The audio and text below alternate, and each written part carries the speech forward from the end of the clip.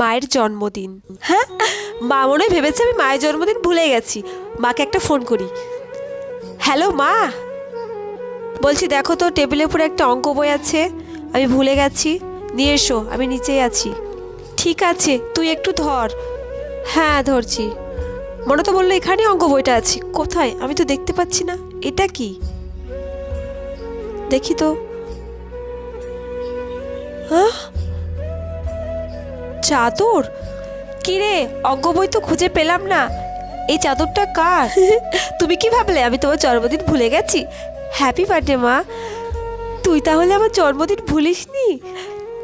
তুমি তাড়াতাড়ি রেডি হয়ে এসো, আমি কলেজ টলেজ কোথাও যাচ্ছি না, আজ তোমাকে নিয়ে আমি ঘুরতে যাব। আচ্ছা তুই একটু দাঁড়া, আমি তো রেডি আছি, আমি এক্ষুনি আসছি। ঠিক আছে আসো। সত্যি শুধু মা বাবা নয়, সন্তানরাও তার মা বাবাকে খুব ভালোবাসে।